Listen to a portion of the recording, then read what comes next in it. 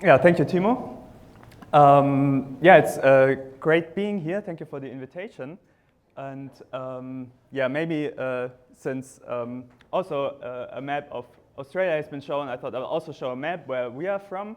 So Aachen, the university where I'm located, is located right at the three border point between the Netherlands, Germany, and Belgium. And this work I will present today is joint work together with Yuval, who has been a master student of mine, is now working at the company. Markus Müller is our supervisor, and then also together with Sascha Heusen, who is a previous PhD student in my group and is now working for Next. And Next is a trapped ion quantum computing company, which was originally founded in Mainz, but they now also have a Cologne office. I'm mainly in Aachen, and we also have affiliations to National Research Center, which is located in the middle of nowhere. Yeah. Okay, first I want to give a little bit of context before I do what Timo already promised, the dissection of this long title, and I hope it's going to be rather, yeah, a rather easy, digestible talk. Feel free to interrupt at any time with questions. Okay, let's go ahead. So I guess the audience is very well known with this traditional QC pipeline where we encode some state in a QC code, and then we do repeated rounds of error corrections interleaved with universal gates before at some point we will decode. In our work, we focus on a single QC code to the extent that how one used to think of single QC codes employed to do this. And also we're going to focus on universal gates. The whole idea is that at some point in the near future we'll bring this to the machines that Next will have, but they're not there yet. So at the first step we're together working with Continuum to bring some of these protocols on their devices. So what does this near-term experimental friendly implementation imply? So first of all, we want to use the modern qLDPC codes, which have a relatively high rate, but we want to be able to address. We want to be able to address any logical qubit k of the k logical qubits encoded in our code. We want to have a universal gate set. We want to be strictly fault tolerant. What I mean by that, I will come to later.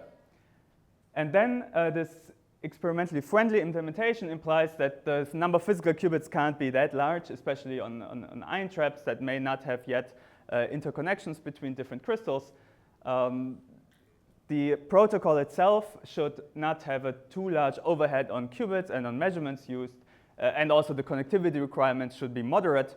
In ion traps, you may have all-to-all connectivity, but still gates might be better if you just do next to nearest neighbor gates or something. All right, we will look at logical gates. Yeah, there's kind of a landscape of logical gates in qLDPC codes, where on the one hand, you might have fold, transversal, or transversal, basically unitary gates.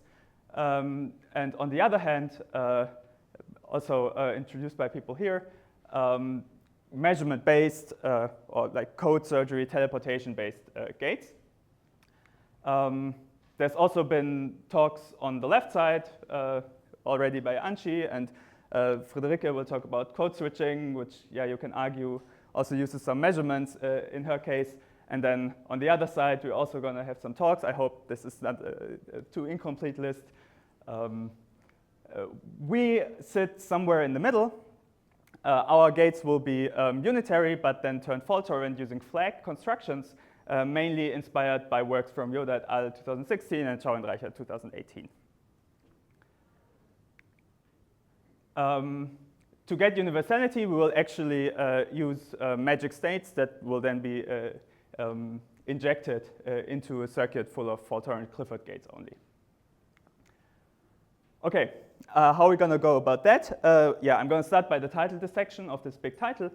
Then I'm going to show you how we construct the gates, how we turn them fault-tolerant, and then finally how we get universality using getting magic states. Okay. So yeah, what does addressable mean? Yeah, in a traditional picture, maybe you would have k patches of surface codes, and then it's easy to think of how you would address a single logical qubit in this k blocks. In the qLDPC codes, where you encode k logical qubits in one block, yeah, it's not that trivial to address a single one of them. They may overlap. Yeah. I'm gonna show you how we can do Hadamard on any of the k logical qubits, a logical phase gate, logical CNOT gates in between any pair of logical qubits, and how we prepare magic states, in particular the logical Hadamard state or H state on any of the k logical qubits.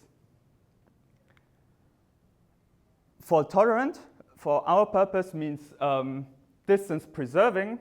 So if we have a distance D code, we write down a circuit level noise model, then we require D circuit level faults to make a undetected logical error in the end. It's important that we have really a distance preserving implementation and not just not an implementation that, let's say, halves the distance, which one might asymptotically still consider fault-tolerant, but at this small distance, small physical qubit, this already makes a big difference whether you preserve the distance or whether you cut it in half in terms of actual logical error rate.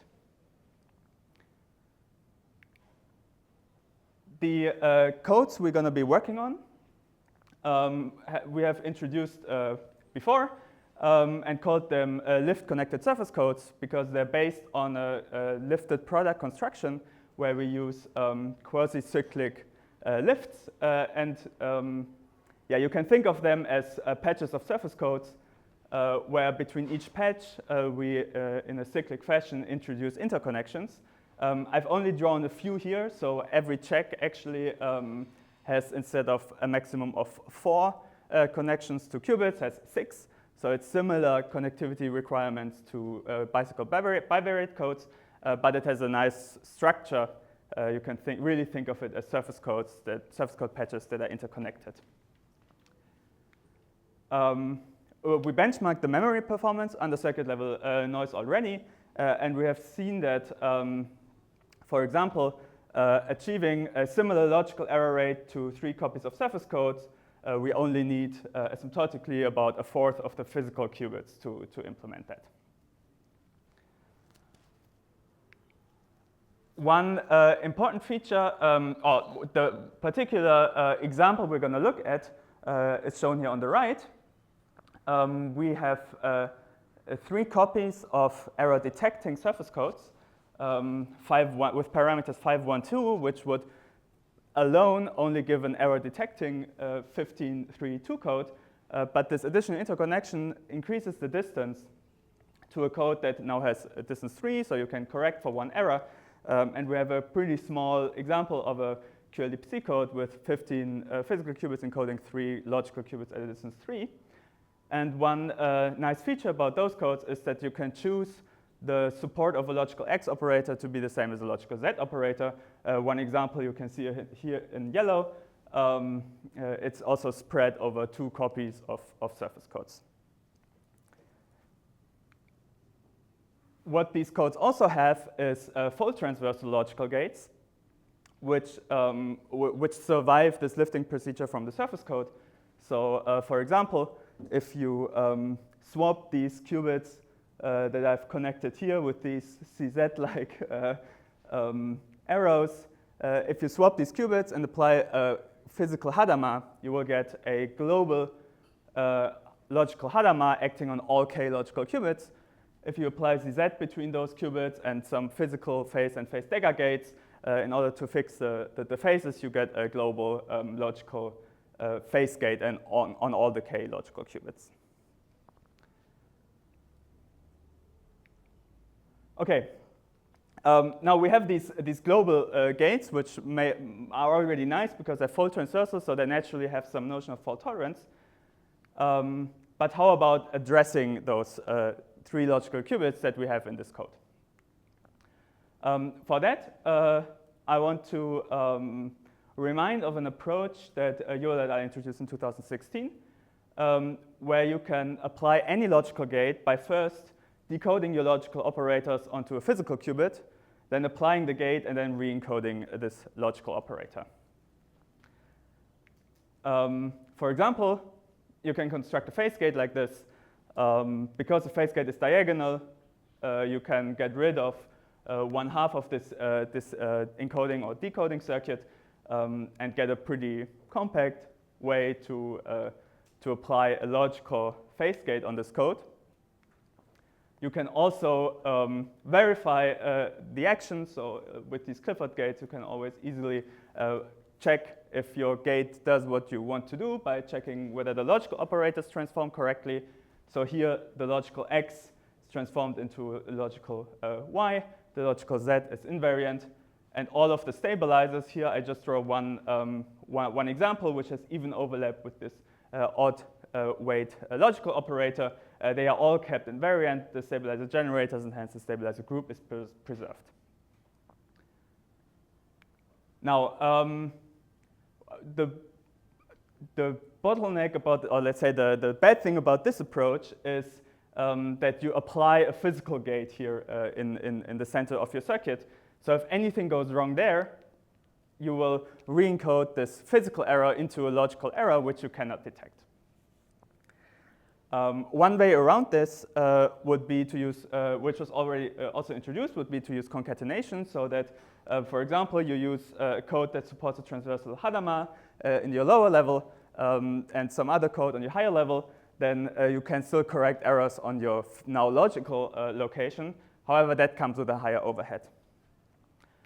We go another approach, and my master student did some shuffling around gates and found that, okay, if you actually propagate this gate all the way through the end, the circuits you will get for Clifford circuits have a certain structure.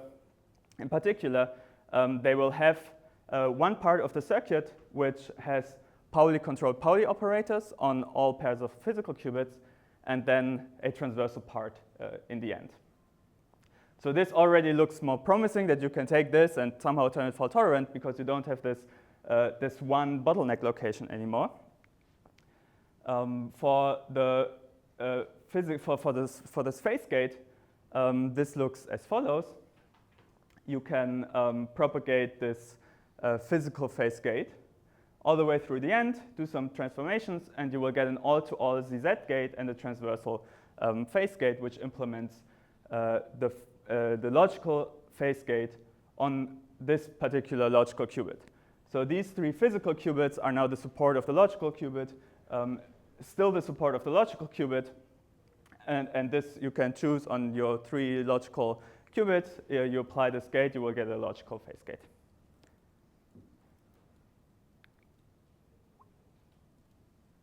We now call this gate round robin. Why will become clear in a second.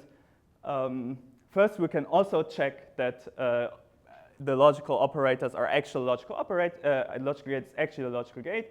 So again, we check the logical X and Z generators.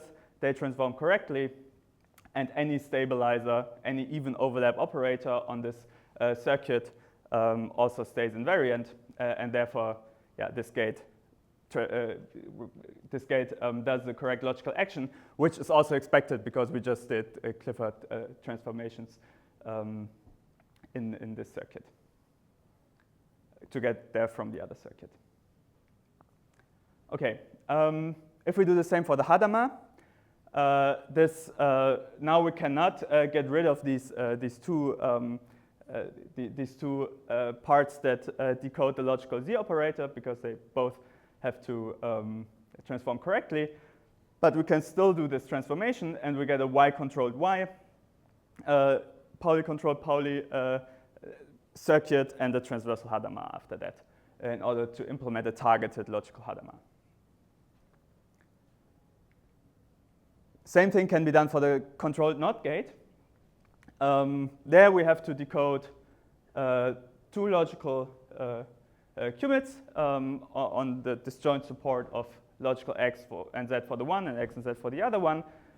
We can do the same circuit transformations, and there you get exactly the round robin gates that were introduced by Yoda et al., where you have to do controlled not from any logical, from any physical bit on the support of one logical qubit to any physical bit on the support of another logical qubit.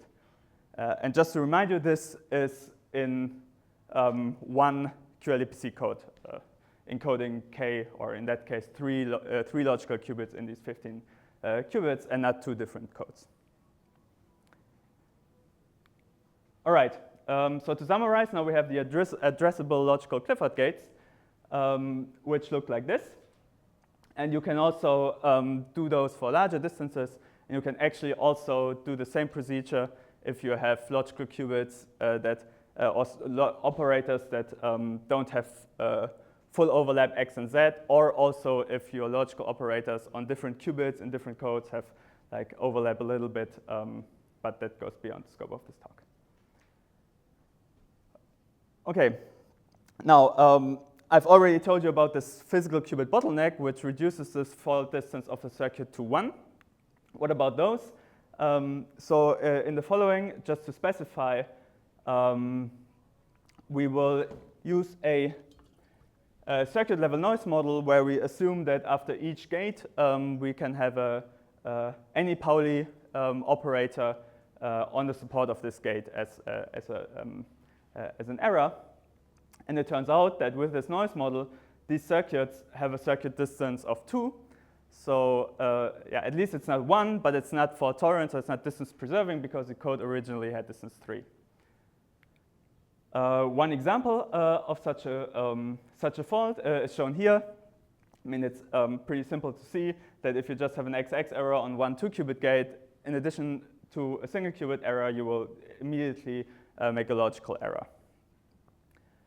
Now, these 2-qubit faults here, I will call them correlated 2-qubit faults. And Zhao and Reichert showed in 2018 for different codes how one can take care of them.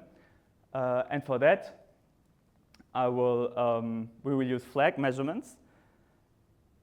And as a quick reminder, what flag measurements are. They were originally introduced to detect hook errors in stabilizer measurements. So I like to think, so yeah, a hook error is an error that is, or a fault that happens on an ancilla and then propagates onto a malicious error on the data qubits. If you, for example, measure this 4-body operator, the canonical example for that would be in rotated surface codes, where you have to then choose the direction of your gates such that they propagate perpendicular to or orthogonal to logical operators. In other codes, such as the color code, the way to take care of these hook errors is to introduce these flags, which I like to think of measuring an identity. So we just insert a measurement of an identity and then commute the gates to span the bad locations. And then this X fault will not only propagate onto the data, but it will also propagate down to the flag. And this flag measurement can then detect that such a fault has occurred. And using all extra flag measurements, we can inform subsequent decoders to then perform a correction, which is able to distinguish between faults that had a bad action or that faults that propagated to something we couldn't have handled otherwise.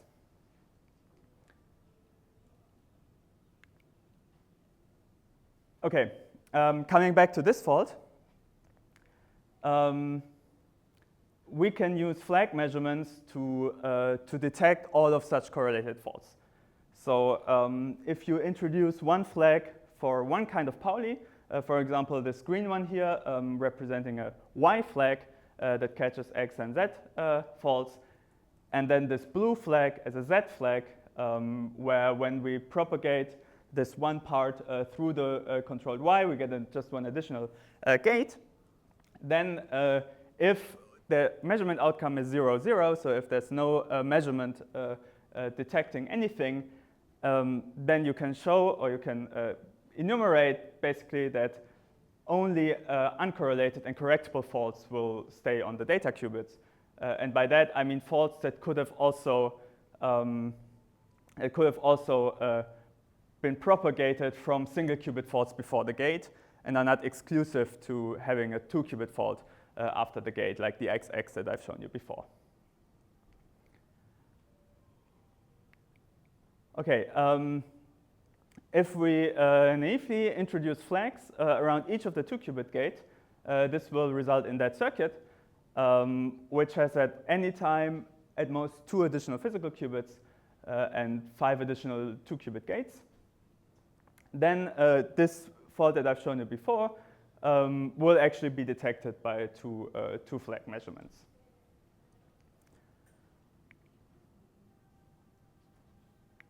Okay, yeah. Now the question is this now fault-tolerant?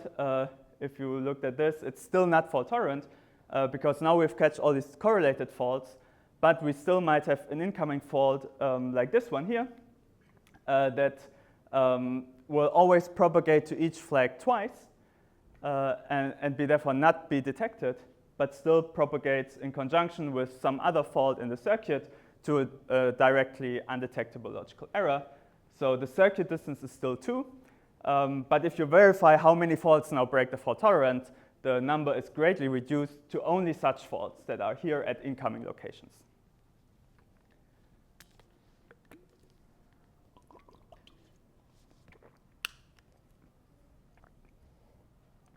Okay, so how do we take care of these incoming faults? Now, the way to go is a little bit reminiscent of peaceable fault tolerance, because now we introduce stabilizer measurements to catch these incoming faults. Now here, I've drawn a Y stabilizer, which is a product of one X and one Z stabilizer, so it's not one of the regular CSI stabilizer generators, but it's in particular one that is a stabilizer of the original code. So we do not kind of think of transforming into another code and then measuring stabilizers of a different code, but we still can think of this of staying in the same code all the time. But if we now introduce a stabilizer measurement just after this first flag, this incoming fault, which propagates twice to the flag, will now propagate to the ancilla that we use to measure the stabilizer. And we will finally, if we add another stabilizer measurement just before the last flag, have a circuit that has circuit distance 3, and we've preserved the distance. Okay, so to summarize how this construction works, and for now, as a short disclaimer, it only works for now for distance 3. We introduce flags to catch the correlated faults and stabilizer measurements to catch the remaining incoming faults. And then, the Hadamard gate I've shown before, the phase gate looks almost identical, just have to measure different stabilizer generators. And then the CNOT gate, we actually can do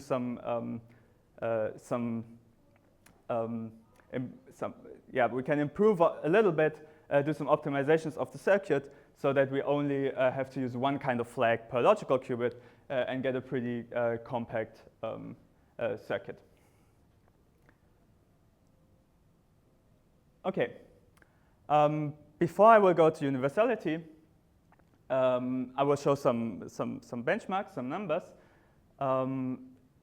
We benchmark these gates using standard memory experiments, and also, but I will not talk about this, we will also do gadget experiments where we have a fully fault-tolerant protocol with quantum in and output. But for now, I will show memory experiments where you assume that we have perfectly initialized in the code. Then we apply the gate with full circuit level noise and measure stabilizer generators such that during this gate and this round of error correction, we perform one complete set of stabilizer generators.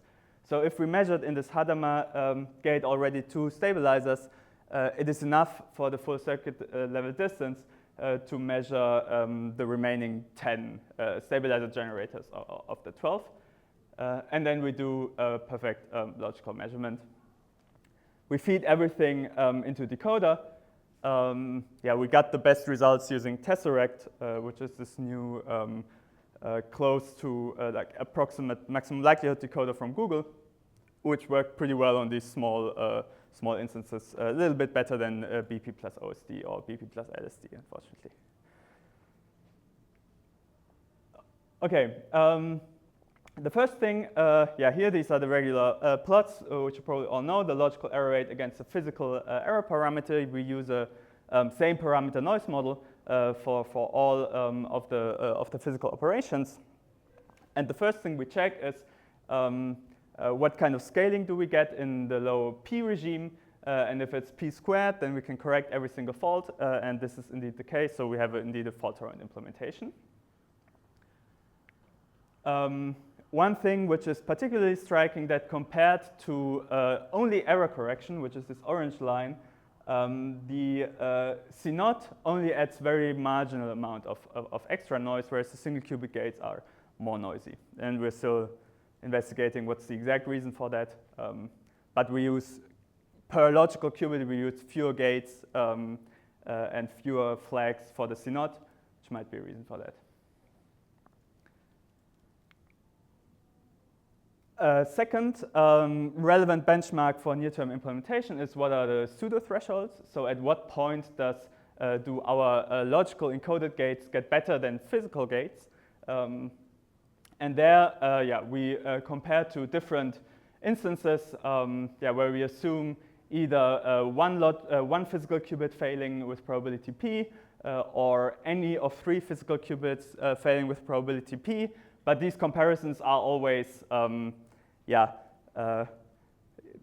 it depends on a bunch of things like your noise model, how much you have actually compiled your algorithms. I've shown you the fault transversal gates, so you would probably never do 3 of these gates, but rather use one fault transversal gate that works on all physical, logical qubits at the same time. So it depends a little bit on what you actually want to compare it to. But as a broad idea of the pseudothresholds, they lie in between something 7 times 10 to the minus 3 to approximately 10 to the minus 2, which is in this memory experiment pretty high, and in particular very close to the error correction performance. If we compare to other work, there's really not a lot of work on actual logical qubits benchmarked, logical gates benchmarked out there in the literature. But I just put three references here. So this Hadamard in a concatenated fashion had, probably because of the large overhead, only pseudo-thresholds around 10 to the minus 5. Then in subsystem hypergraph product codes, they did randomized benchmarking of logical gates that they had in there. They had per round around 10 to the minus 4. And the fast surgery approach from Iceberg, from Baspin et al., they had for a phenomenological noise model around 7 times 10 to the minus 3, so close to what we get for this one. Okay. Yeah, with that, I'm through with the Clifford part. I think it's also a good way to just do a quick pause. And maybe if there are any questions, if not, I will just take a zip.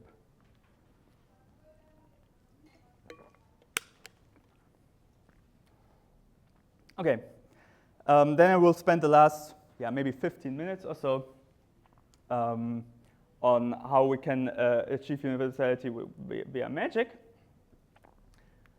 And for that, the first thing we tried is, we need to supplement our Clifford gate set with some non-Clifford gate. So for example, we can take the same approach as before, put this T gate in the middle, propagate it through to the end, and see what we get. But now, since it's non-Clifford, we will get some correction gates, like these controlled as Dagger gates, which are non-Clifford. The question is, how can we flag this non-transversal part? And that also goes a little bit into what Mike teased earlier. How do you handle these kinds of circuits in some framework? I mean, I don't know I wouldn't know how to do that in STIM, for example, which I use for the Clifford circuits. So we go another route and put all the magic in this resource state and try to find how can we now fault-tolerantly prepare this this magic state that we can then inject using a Clifford circuit. In particular, we have seen that the C0 works pretty well. So we assume that if we have a good enough magic state, that also this non-Cliffordness will not add too much of an overhead, except maybe some post-selection overhead. But I will show you results on that in a bit. Okay, we take an approach which is similar to magic state cultivation. Yeah, there's a question. So in principle, is that the only issue, that you just don't know how to simulate it? No, we could simulate it and we could like try it, brute force, but yeah. I mean, this is very small, so we can still simulate it. Yeah, sure. Oh, and that's the only problem, is you just don't know how to simulate it? But No, we know how to simulate it, but we don't know how to we don't know of a nice way to like systematically introduce flags in there and what they're doing, and we have no good intuition about that. Yeah. Okay, so it's just not clear also how to introduce flags. Yeah, exactly. That's the main part is the flags, how they would work. Because then also the flags, you commute them around through. There's some non-Clifford part. Yeah. Okay.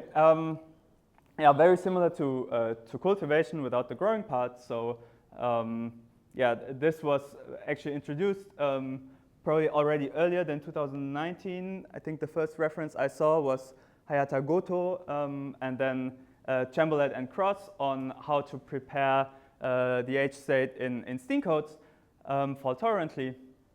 And this is done by starting with a physical Hadamard state, like I call it Hadamard state because it's the +1 eigenstate of the Hadamard operator, then encoding it non-fault-tolerantly, and then repeatedly projecting onto the logical Hadamard axis, followed by error correction rounds until you have enough information to be confident that you now have a fault-tolerantly prepared H state.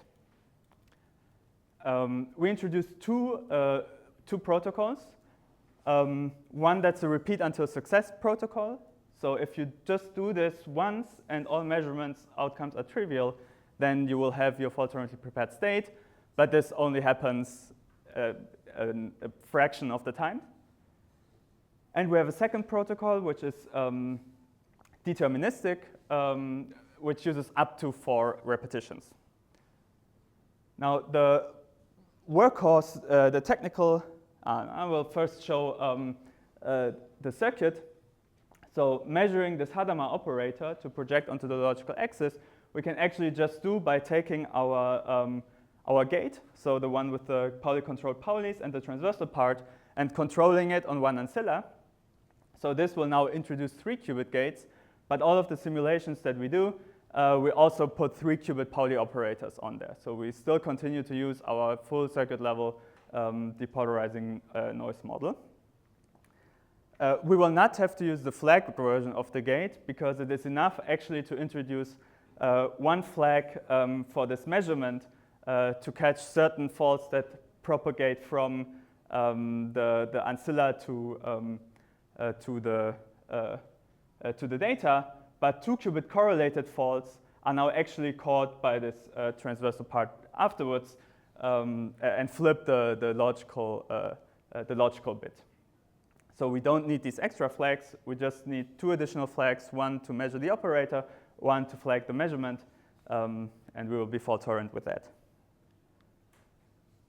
Yeah, the technical tool that we use to show this deterministic protocol actually works is distinguishability. I just want to quickly flash that. Distinguishability of fault paths. So we have our circuit with these flags, and all these flags are deterministic in the absence of noise. So we can use them as detectors, similar to this space-time code framework. And then if any two fault paths lead to different detector outcomes, or all of their action, like all of their propagated errors are stabilizer equivalent, or they have different syndromes, then a subsequent noise-free round of stabilizer measurements can actually distinguish all of the fault paths in this distinguishable fault set. So if we have a circuit with such a distinguishable fault set, we can embed it in some protocol that, for example, you measure your Hadamard operator once with a flag. This flag, if this flag measurement goes on, this indicates that something went wrong. Then you can just measure it once again without the flag to verify is your on which axis of the logical Hadamard you are, and you potentially have to apply your Y correction, which flips the sign again. But because this flag has happened, you know that your one fault that you want to correct for has already happened, so your second measurement will be correct. And by this, you can embed this into a deterministic protocol. In the end, you need 4 repetitions, which is one more than the distance, because of these 3 qubit gates. But these are technical details that we explain a little bit more in detail in the draft. Okay, with this, we also did full stack vector simulations now with these non-Clifford circuits. The deterministic protocol has the advantage that it's deterministic, so you do the protocol and you know, okay, now I have fault-tolerant magic states. Fault-tolerant, again, just means that your scaling in the low P regime will be quadratic. It doesn't tell you yet about this prefactor. It's a little lower than, so the break-even points or the pseudo-thresholds are a little lower than for the Clifford noise. Now, between 10 to the minus 4 and 10 to the minus 3. Plus, you get this repetition overhead of up to 4 repetitions. Plus, you get the, it's a dynamic protocol, so you have to do on the fly. You have to decide which circuit you apply after one round of measurement outcomes. In the non-deterministic protocol, where you now where you now post-select on your measurement outcomes, you actually get pretty good magic states. So throughout the range we simulated, until 10 to the minus 2, we're below break even. So the magic states are pretty good, and also the acceptance rate. So if you are like below 10 to the minus 3, 1 times 10 to the minus 3, you still get above 80% acceptance rate for fairly good magic states. And we can then use them and inject them using these transversal CNOTs, do a round of error correction, and you have performed your universal gate set. Okay. And with that, I want to summarize. We constructed flag fault-tolerant Clifford gates addressable on all of the k logical qubits in distance 3 lift-connected surface codes. We showed that the numerical simulations indicate that the break-in points are competitive. It remains to see whether this translates also on the hardware. But like I already said in the beginning, we're currently working on that to see what happens. And then finally, so big questions are, can we scale this up? So can we do this for distances larger than 3? We're confident, but we're not sure about the actual overheads and the thresholds that we're going to have, or if we're going to have them. Soon you will maybe see something coming out of that on real devices. We also have gate constructions for non-overlapping logical operators in different codes that also work. And like I said, so generalizing to higher D to larger distances is an open question. And also, yeah, in general, thinking about flagging non-Clifford circuits to get logical circuits with lower resource overhead than, or with a resource overhead that can very soon be tried out on actual hardware. Yeah, and with that, got my 45 minutes that I promised. I want to thank you for your attention, and yeah, please ask questions if you have any.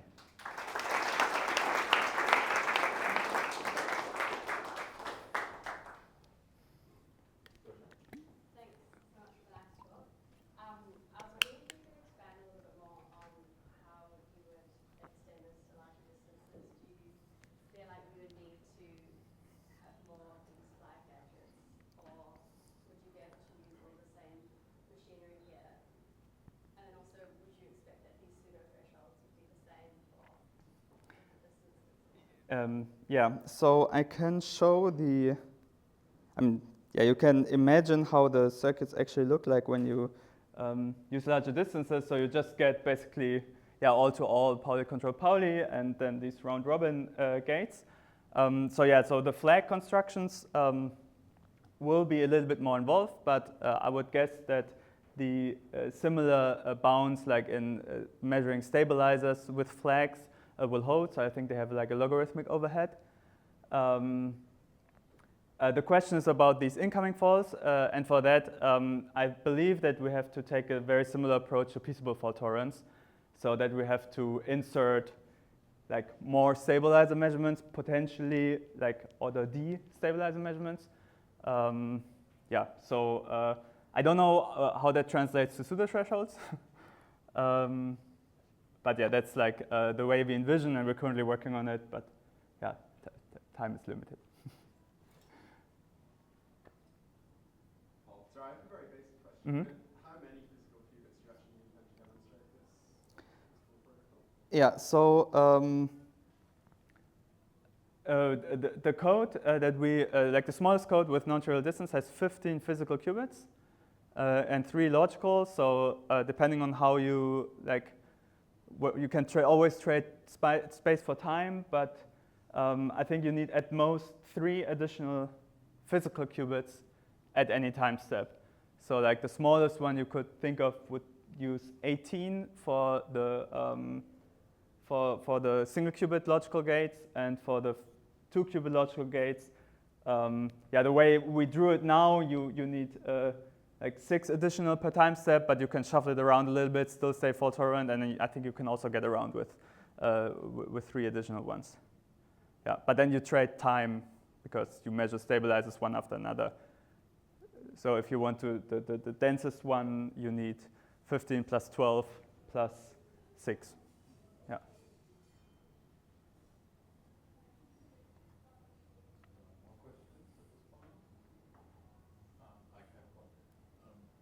So these are like relatively small codes in the sense that I could maybe even imagine like doing like a small experiment with like superconducting hardware. Have you ever thought about like how it like laid out, like how long range would the connections be in this case? Do you know this?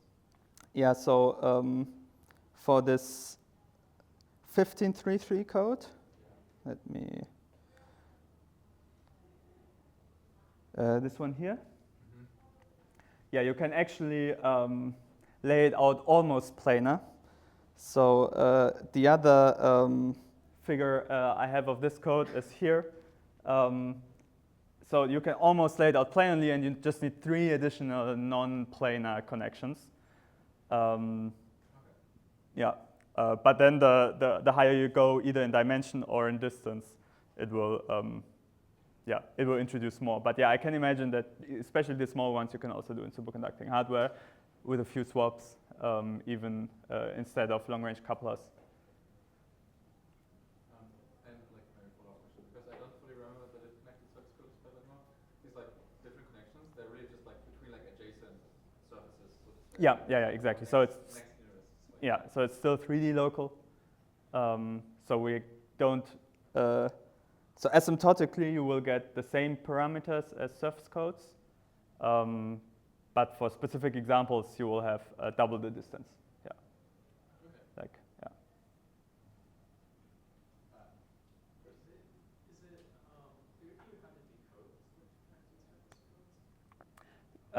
So yes and no.